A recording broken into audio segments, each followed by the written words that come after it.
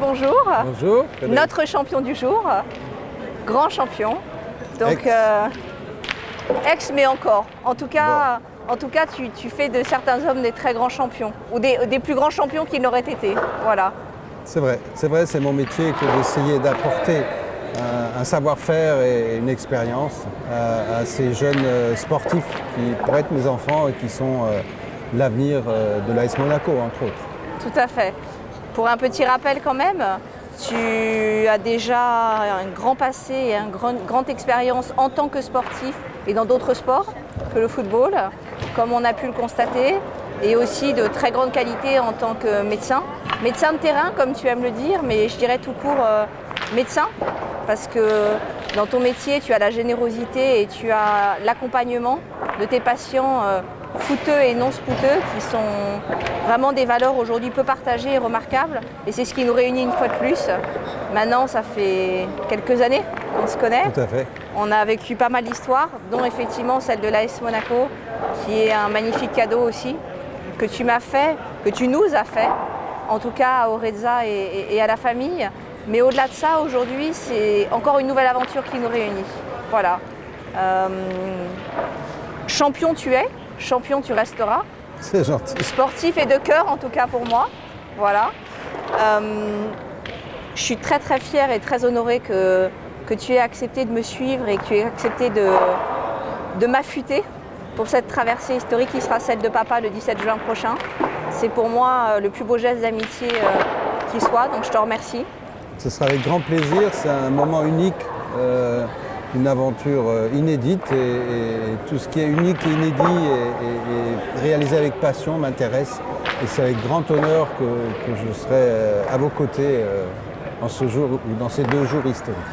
Moi, je sais qu'il y a quelque chose qui te tenait énormément à cœur, c'est la réalisation d'un ouvrage, d'accord, que tu as mis longtemps à accoucher, je dirais. C'est un peu comme un bébé, tu m'as dit c'est mon bébé, avec Éléonore, Andrea, Tara, que nous allons retrouver tout à l'heure.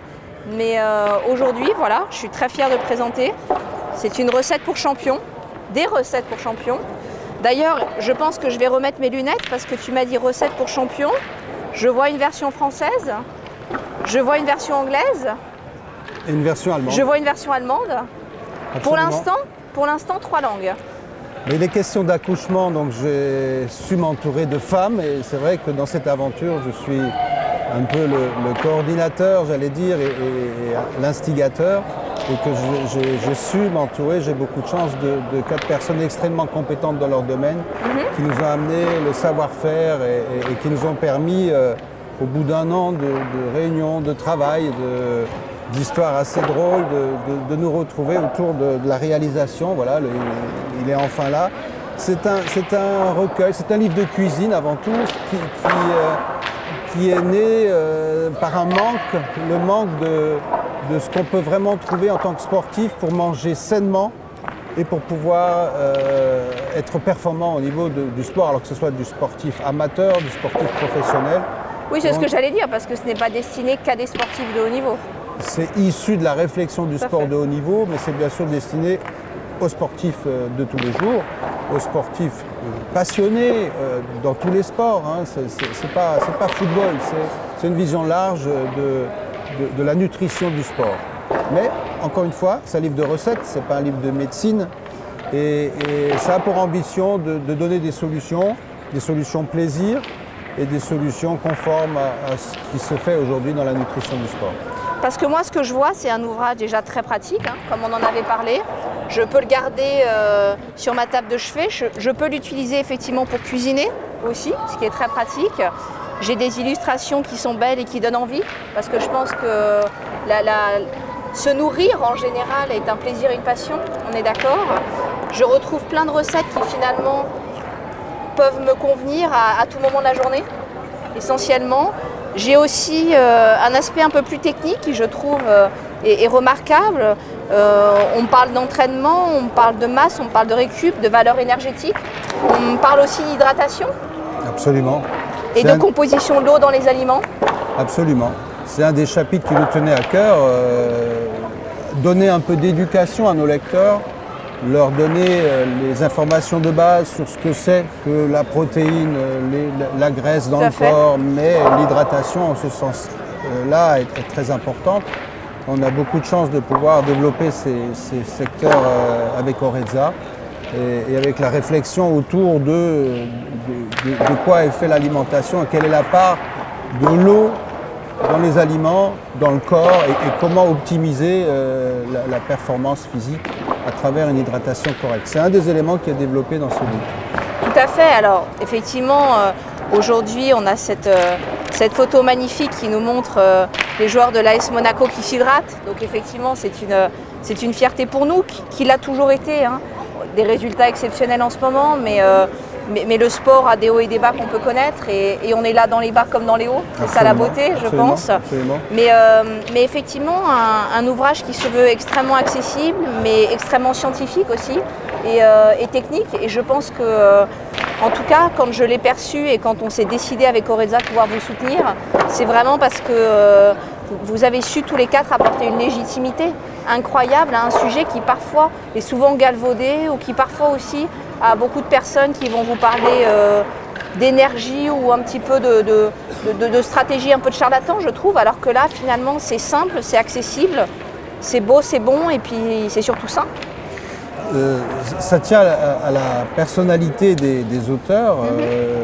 Les nutritionnistes qui interviennent ici sont des personnes références, puisque Ève Thiollier travaille à l'INSEP à Paris et s'occupe de nos champions. Tara, elle, est une référence aux États-Unis. Elle s'occupe des Giants de New York et des Red Bulls. C'est les grandes équipes américaines dans des sports majeurs. Et bien sûr, leur savoir-faire développé auprès de ces grandes équipes tout au long de ces années, on l'a concentré, on l'a amené dans ce livre pour donner une transparence et donner les grandes lignes de ce qui est possible de faire chez Monsieur Tout-le-Monde en s'inspirant des grandes équipes actuelles. Autre aspect de ce livre, tu l'as signalé, le côté fonctionnel, le fait que chaque recette a une particularité et précisément permet de faire une alimentation avant l'effort, pendant l'effort, après l'effort conforme. Et surtout, et ça c'est un grand plaisir qu'on a développé en réalisant cet ouvrage, c'est que c'est un livre vivant. C'est un livre... Explique-moi justement ce phénomène de l'AIAR. Alors c'est de la réalité augmentée. Fantastique. C'est l'avenir, puisque les lecteurs, en scannant la photo de la recette, avec leur appareil photo, avec leur téléphone, avec leur tablette, pourront accéder à la vidéo de la recette. Donc là, plus d'excuses, c'est inratable. C'est bon, on l'a testé plusieurs fois, on s'est sacrifié. Hein, on a fait des séries entières de recettes, de dégustation. Une fois pour faire les photos, on l'a refait 15 jours après pour faire les vidéos. Et puis on a vécu des grands moments parce que construire une recette, construire quelque chose de goûteux et d'intelligent par rapport au sport, ça demande beaucoup de réflexion et beaucoup de recherche et on est très content d'avoir abouti sur ce domaine. J'en reviens à cet aspect ludique, tu me disais toujours, pas évident de faire boire des sportifs, de les faire beaucoup boire, ça peut sembler rébarbatif. Pas évident de leur montrer qu'on peut cuisiner chez soi facilement ou en tout cas avoir une conception de l'alimentation et de la nutrition qui est plus que médicale.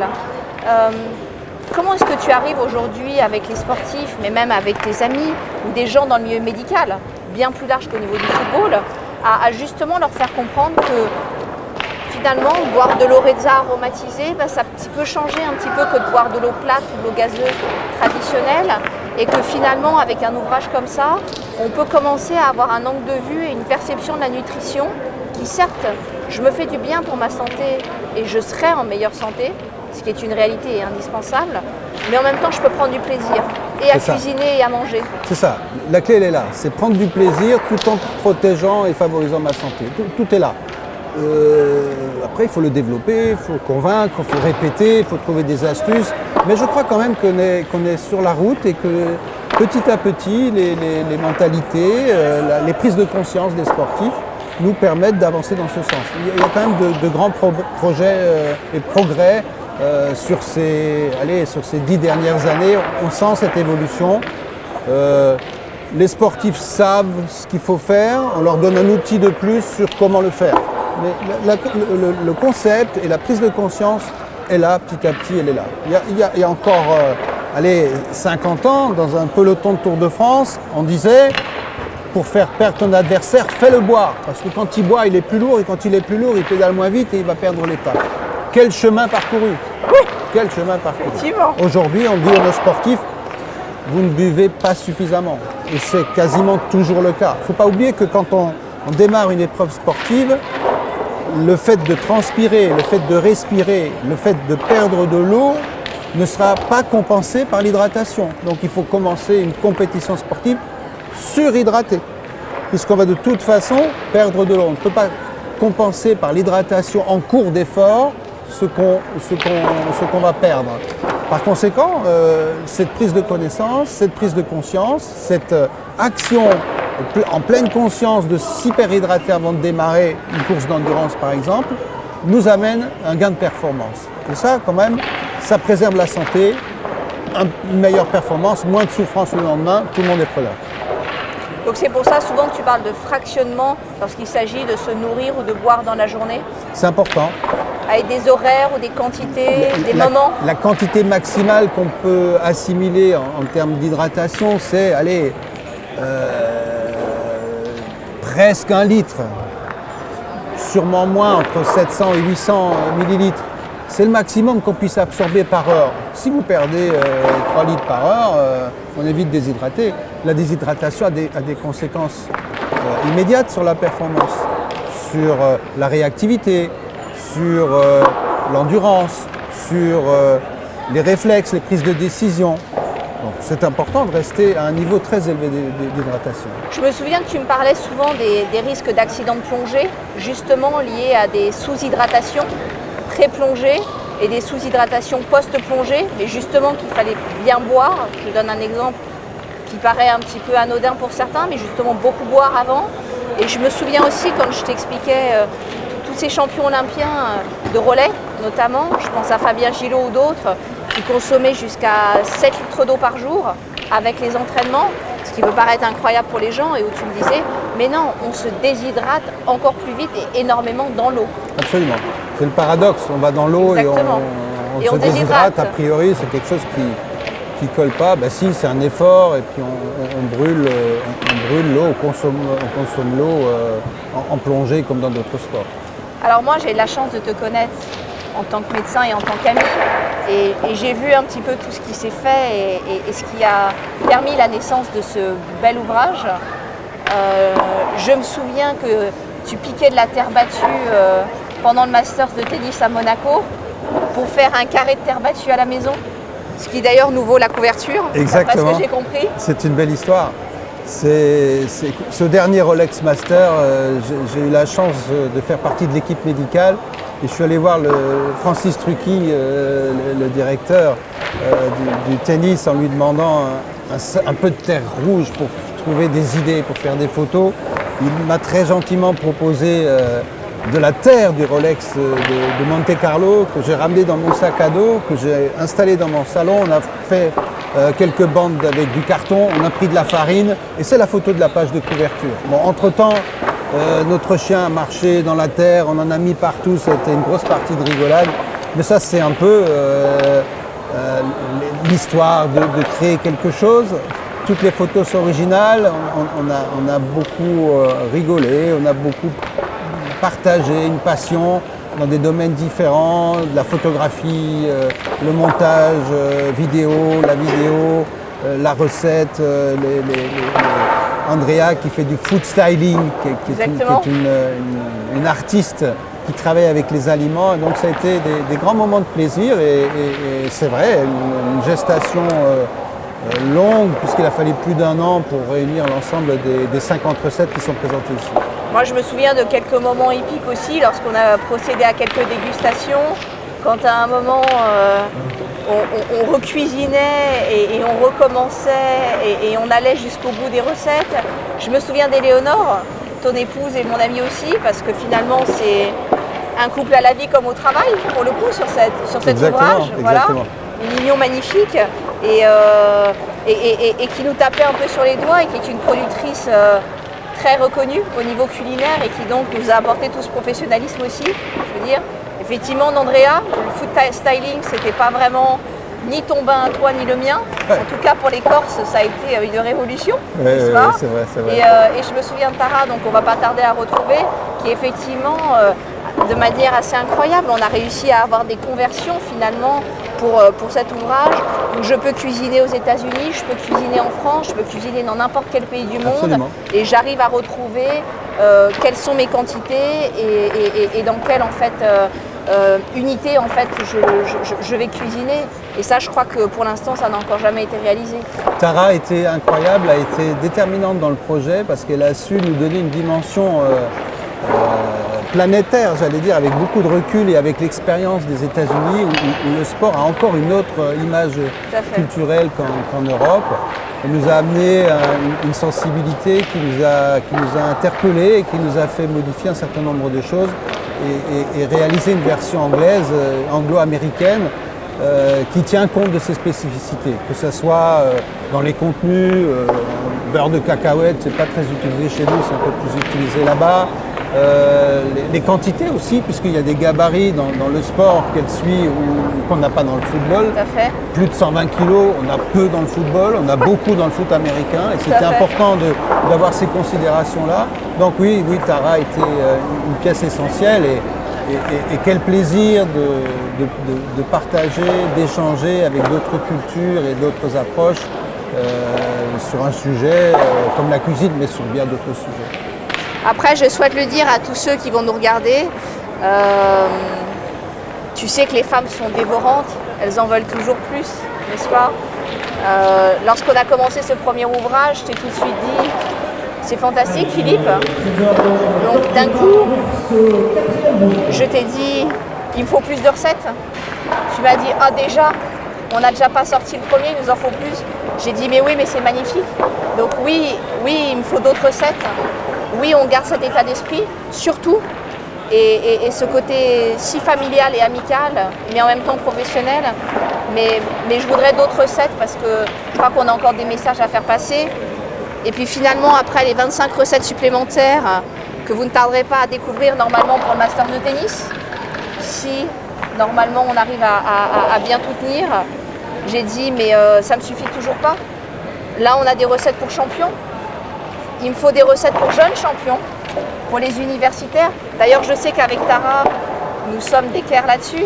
Donc, on s'est ligués pour être les plus grandes fans, mais pour être aussi celles qui vont permettre de sortir les recettes pour ces millions d'universitaires et de jeunes dans le monde qui y croient et qui, franchement et sincèrement, vont, à mon avis, dévorer ces ouvrages parce qu'ils en ont besoin, même presque plus que nous.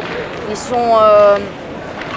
sont effectivement dans un système américain, mais international, où le sport a une dimension avec un message qui est largement moins mercantile, souvent qu'en Europe, mais avec un message culturel excessif, voire même.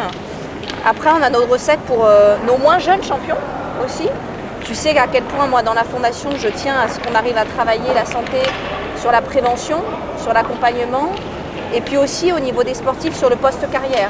Parce que c'est vrai que la Fondation François-Xavier Morin, c'est la seule à aujourd'hui étudier des programmes de cancérologie et des programmes surtout de prévention au niveau du sportif et de suivi après. Donc après les champions, après les jeunes, après les moins jeunes, c'est vrai qu'on a tout simplement aussi des ouvrages qui, je l'espère un jour, pourront voir le jour ensemble et qui seraient plutôt dédiés à une maladie comme le cancer, parce qu'aujourd'hui ça reste un fléau dramatique quand on parle des soins palliatifs chez les enfants notamment. Je crois que personne ne peut être insensible à ces thématiques-là. Et c'est vrai qu'aujourd'hui, on ne sait pas encore combien de temps ça prendra, mais tu le sais, on a refusé à tous les grands chefs et toutes les personnes qui nous ont toujours sollicité de réaliser un ouvrage. Pour moi, cet ouvrage, c'est un coup de foudre. Au-delà de l'amitié, ça a été un vrai coup de foudre sur le concept. Merci pour le compliment. Et je pense que vous tous, je l'espère, vous le ressentirez comme ça aussi. Mais j'espère que vous nous accompagnerez autant qu'on vous accompagnera dans les années à venir sur des thématiques qui nous sont chères et qui, je pense, surtout peuvent être d'une utilité et peuvent continuer le combat, notre combat, ton combat, le nôtre aussi de notre côté, et les valeurs de famille et de générosité et de respect pour lesquelles on se bat en tout cas.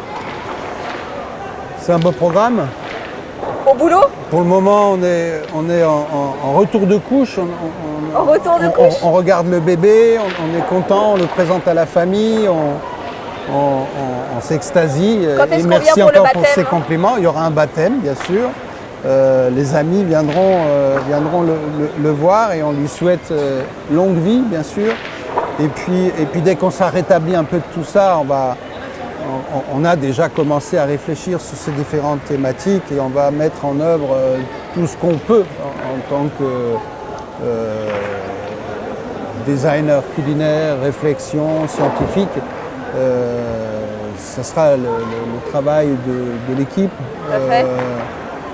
Je superviserai, comme d'habitude, mais on va s'entourer pour ce faire de compétences supplémentaires puisque les thématiques sont très importantes, demandent une réflexion, une considération scientifique, un recul pour pouvoir apporter effectivement des recettes plaisir et des recettes conformes à un certain nombre de problématiques, les jeunes, les moins jeunes, les seniors, et puis les circonstances particulières que sont nos patients cancéreux qui ont à la fois besoin de récupérer de l'envie, du goût et du plaisir et de trouver à travers l'aliment des éléments supplémentaires de santé et à travers le sport une activité et un retour à la vie de tous les jours. C'est des thématiques importantes qui nécessitent une grande réflexion, beaucoup de respect, une visibilité et on va s'attacher avec la Fondation à vous aider à développer ça. En tout cas, merci Philippe Merci Frédéric. pour ce petit moment que nous dédions à tous ceux qui sont des grands amoureux finalement de la vie et à tous ceux qui ont la foi et la passion dans tout ce que nous réalisons et nous serons là pour les prochains accouchements, docteur. Très bien, parfait. Merci Frédéric. Merci beaucoup. Merci.